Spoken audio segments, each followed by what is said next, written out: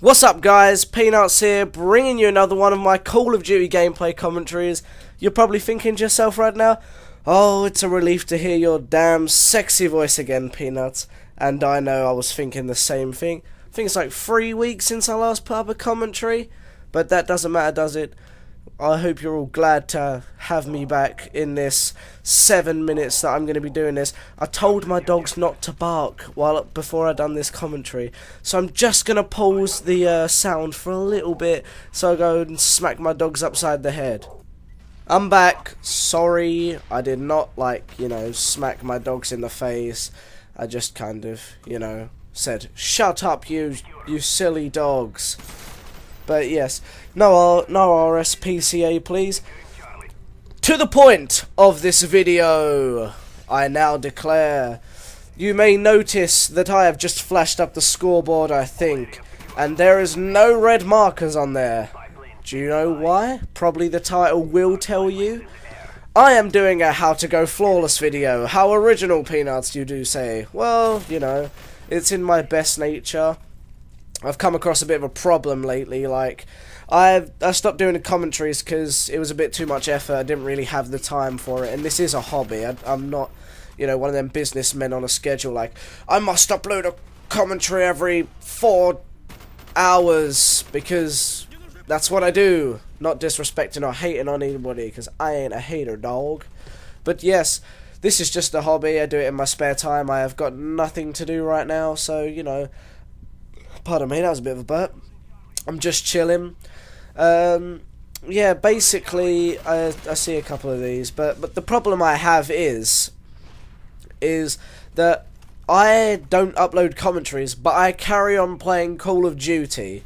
So my file share is full. I've had to put some gameplays that I got, in the in another gamer tag of mine. Triple. I think it could be in sync right there, so I'm just going to say triple. But yeah, so I've got it all filled up. So I've got a lot of commentaries to come. But for now, I will not tell you the final score of this one. This will just be, the title will probably just say, unless I change my mind, how to go flawless.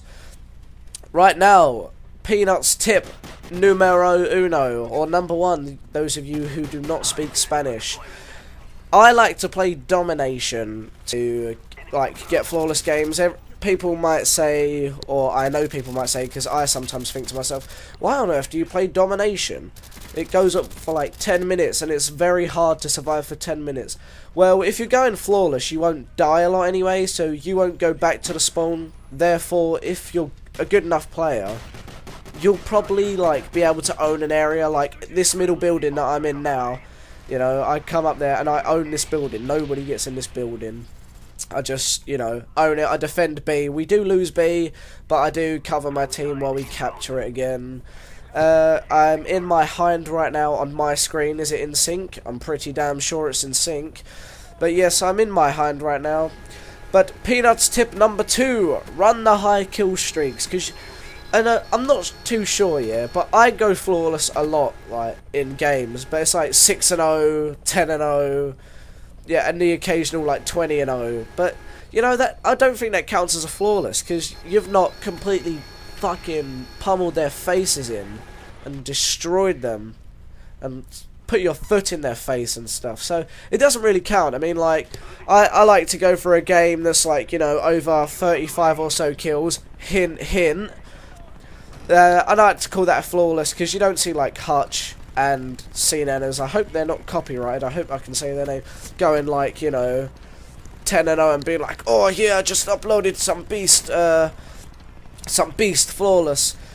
On to the point anyway now, because I am dragging this along and I probably will not have enough time to fit all the tips in.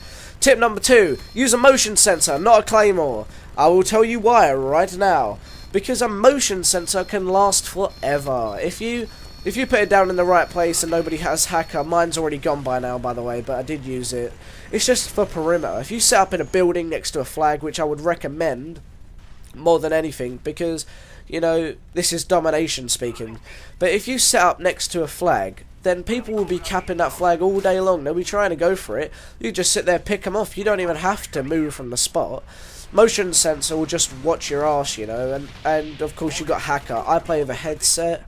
If they have hacker pro, I can usually hear them. I mean, the sound horn on this game is quite shit, but it's like I can sound horn them usually, so it isn't too much of a problem for me. If they use a ninja, get them on the motion sensor, an easy kill for me.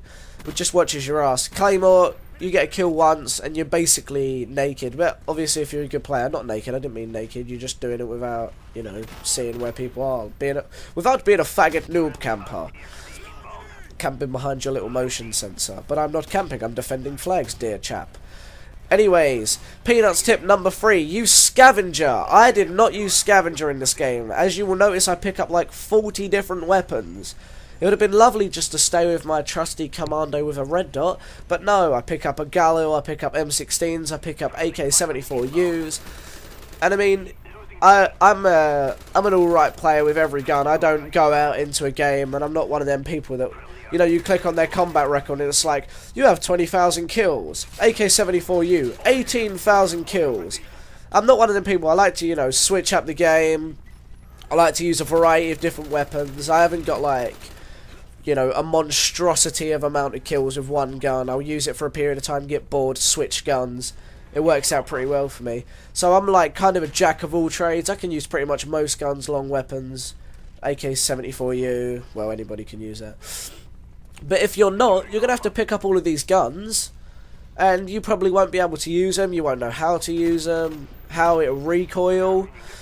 So, you know, it'll be a bit weird for you. Now, my next tip.